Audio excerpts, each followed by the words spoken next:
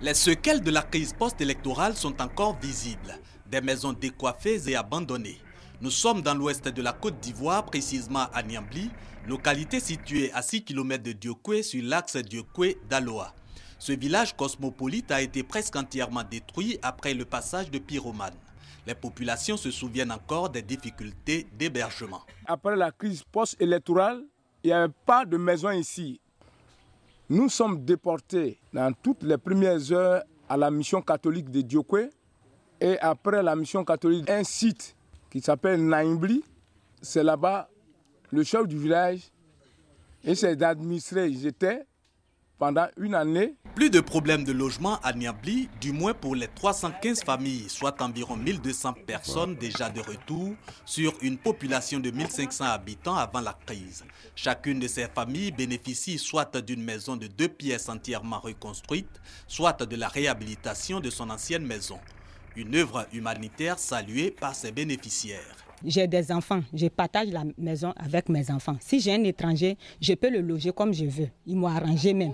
Je ne veux pas qu'il nous abandonne. Je suis vraiment ému, très content de cette structure qui nous a fortement aidés. Vous voyez cette maison, c'est eux qui me l'ont construite. Mais par contre, c'est un cri de cœur que je lance.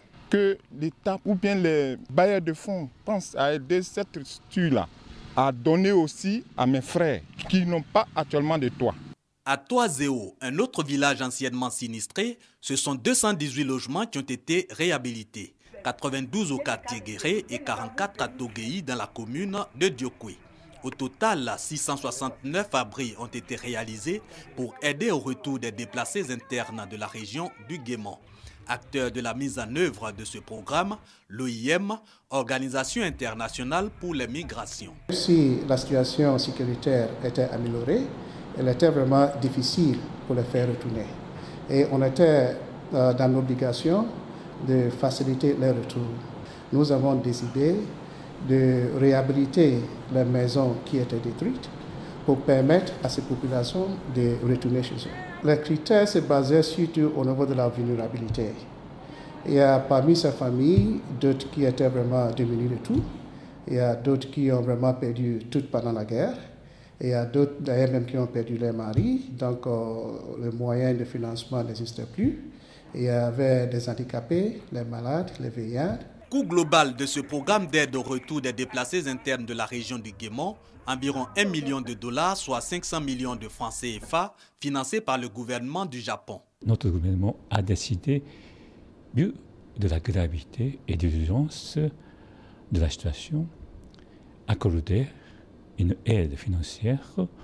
Le travail s'achemine vers la fin et je suis très content des travaux faits par OIM. Et j'espère que ce projet va contribuer de façon rapide pour la stabilité de cette région.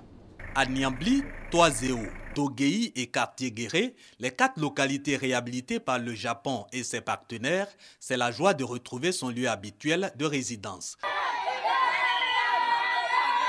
Autochtones et halogènes ont aussi repris à vivre ensemble et s'emploient chaque jour à résoudre l'équation commune de l'alimentation, l'aide alimentaire des humanitaires ayant été interrompue.